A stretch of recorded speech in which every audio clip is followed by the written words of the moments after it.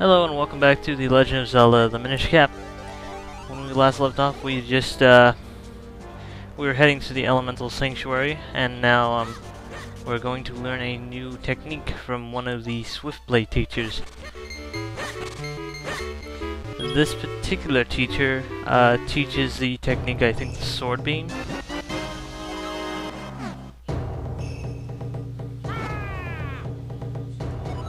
Grimblade, that's what he's called. This one is anyway. Now, in order to actually train with him, you need to light the lantern so it's not dark in the room.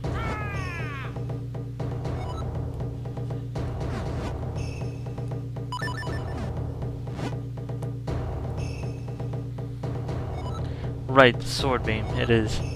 That's all it really is. When you have full heart, swing your sword, your sword shoots a beam. Like in all the old Zelda games. So yeah, that's cool.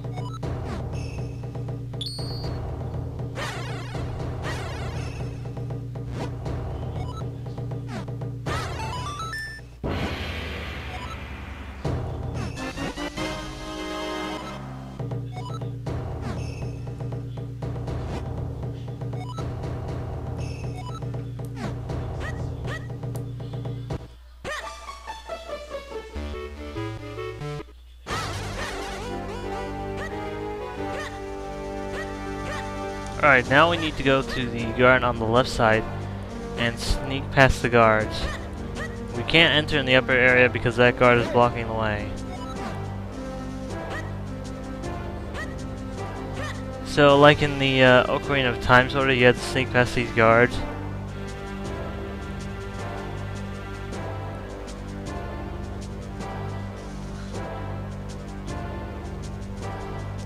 This part isn't that hard. But if you rush through it, you will get caught, as you see me do in a minute.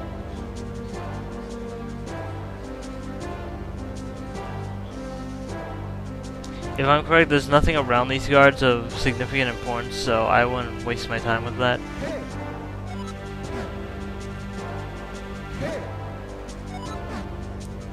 You just want to get to the top of the map.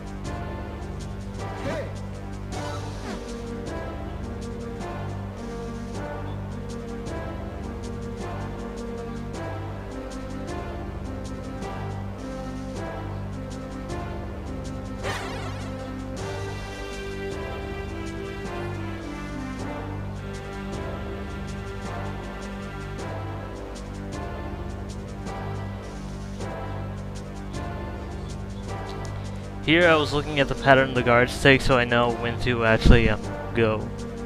So I can get across without any trouble.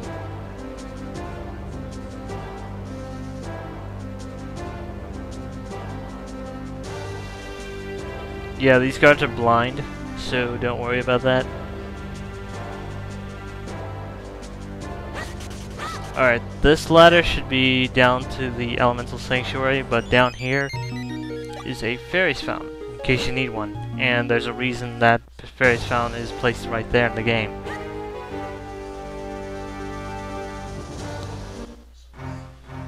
Anyways, if we go down here, we just have to cross over this little mini dungeon, and we'll find the Elemental Sanctuary again. Once we infuse it with the water element, we'll be able to make 2 more copies of Link. So we'll have 3 Links on the field at once. Again, they're only just shadows of Link. They can't do anything other than attack and interact with certain objects like buttons and switches.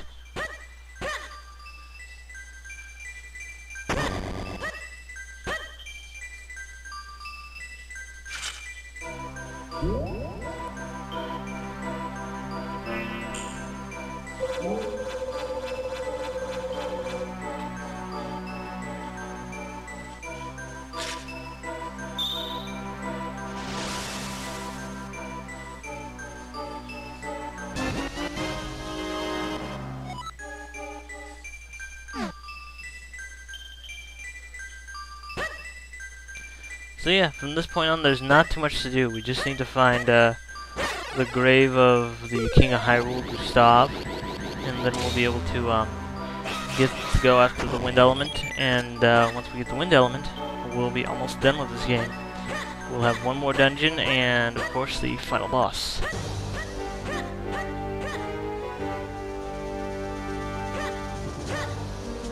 If you look around this floor of Hyrule Castle, you won't see any guards, but the doors to upstairs are locked and closed, so you can't go upstairs from this point.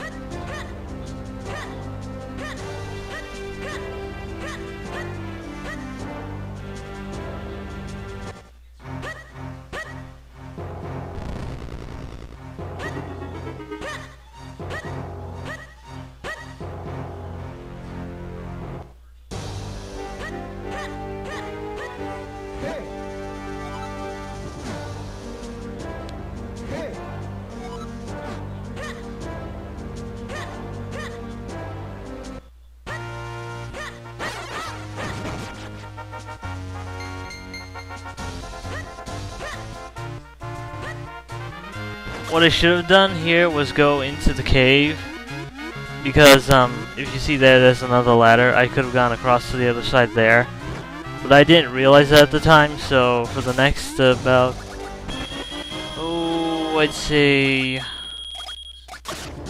maybe 20 minutes, you're gonna see me mess around getting more treasures and such, and fusing more kinstones and stuff, because I really had no idea where I was going or what I was supposed to do, unfortunately. But oh well. I do get some things done in this video though.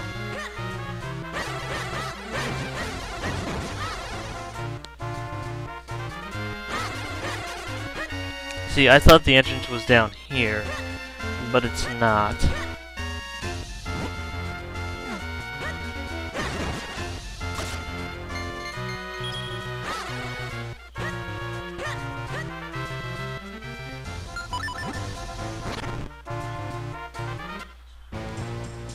Now in this cave section, if I'm correct, there is another area where you can fuse the kinstones with the wall, and it's right above this treasure chest. See, there it is.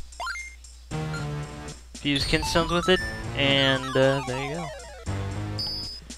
I'm not sure again how many of these mysterious walls there are, but again, there probably are most likely like. There's probably like 3 to 5 of them. That's just a guess, though. One more kinstone fusion for the Gorons, and we should be able to break through that final wall. I have no idea what's at the end of the tunnel, though.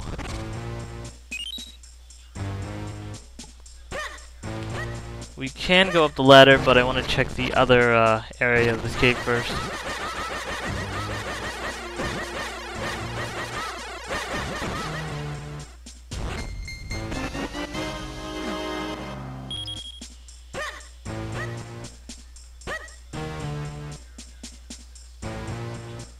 Alright, with that out of the way, we can talk to this guy.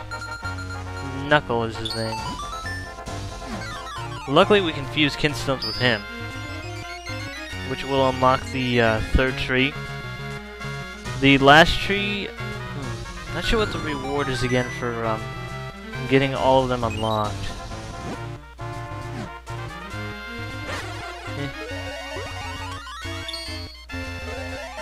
Also, you can talk to the Minish over here.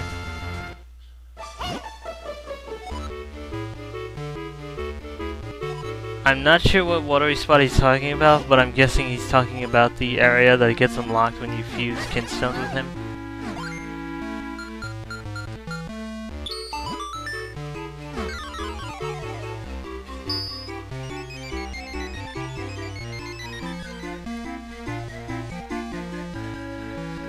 Yeah, that area. Just a little bit to the south of here.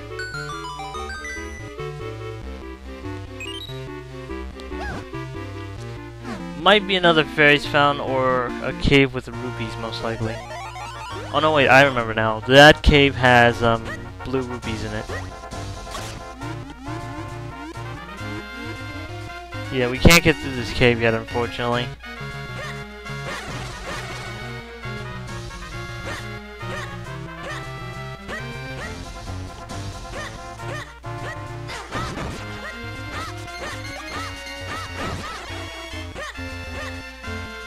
Here I'm trying to figure out desperately how to get up to the upper area, and the fact that I didn't figure it out made me feel like an idiot, and I was sort of stupid. I did figure it out when the smith gives you a clue. The smith that Link lives with, I have no idea if they're relatives. He gives you a clue, like, to the west of Northern Hyrule Field Dale, there's a way you can get across to the graveyard and such. But it's in the, I was in a completely wrong location when I was looking for that entrance most of the time. And as I said earlier, I passed right by it because I wasn't thinking clearly at the time, unfortunately. But we'll get there soon.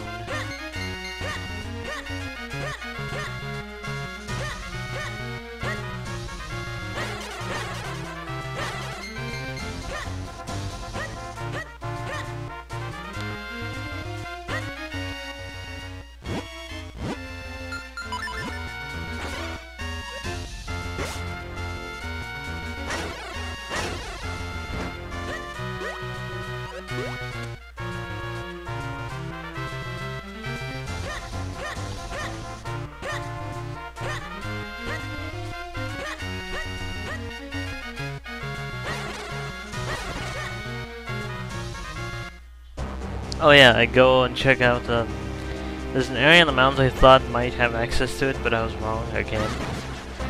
It's in the upper part of the mountains. There's this, archway, and if you go into the room in there, there's a split pad where you can create a copy of Link. Now, with the copy of Link that you can create, you can, press another button and open up another room, which leads to another, Swiftblade teacher. This teacher will teach you the technique of rolling and attacking.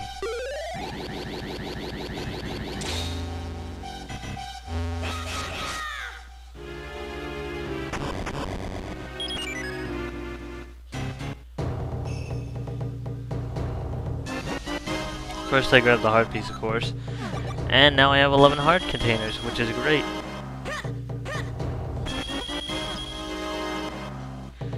Alright, now this teacher, you can actually fuse kinstones with him, strangely. But Grey Blade, as he calls himself, will teach you a technique of rolling and attacking.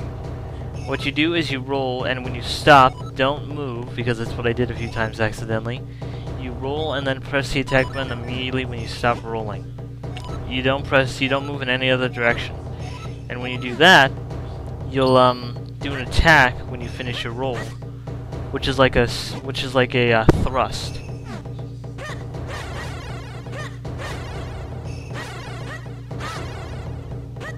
See, I messed it up a few times there. That last time I got it right, of course. Now we're gonna fuse kinstones with him.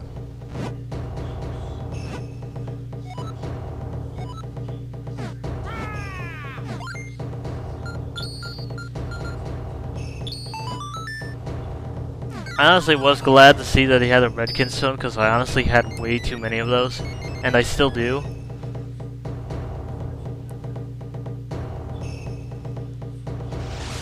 Another area in the swamp we need to go back to eventually. A few areas, actually. Yeah, what I'm probably going to have to do is check each town first. When I'm done, my retracing steps are going to be this. I'll tell you this now. I'm going to go back to each town, starting with Hyrule Castle Town.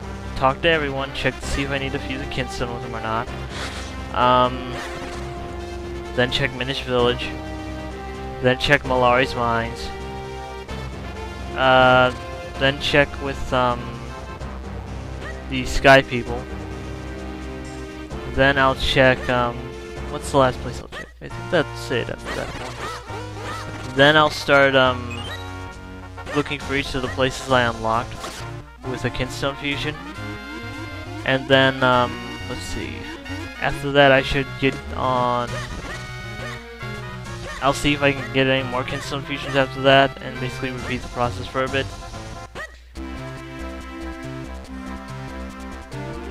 I honestly should have bought stuff, but at the time I was more worried about finding the graveyard first. And I actually don't buy stuff for a while.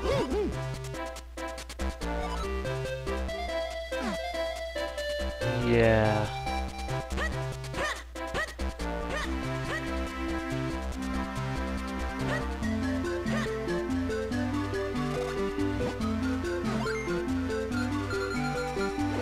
As you can see, most people in town actually have the wrong kinstone piece that I don't have.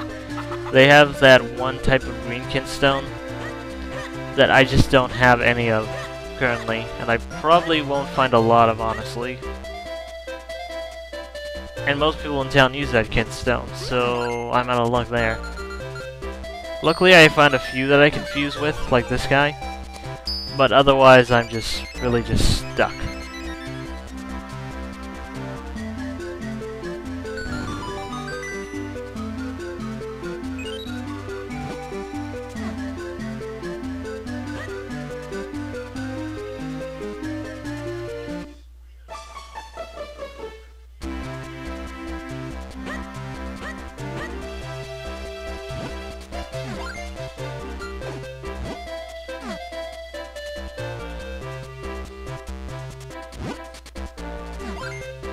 As you can see here, most people have the wrong type of kinstone that I just don't have.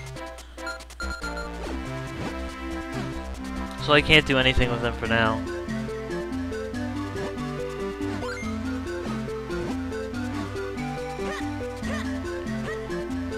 Alright, well, this part is wrapping up for now. Thank you for watching. In the next part I should get back on track and get headed to the Royal Graveyard and such. So anyways, I hope you enjoyed, and I'll see you next time.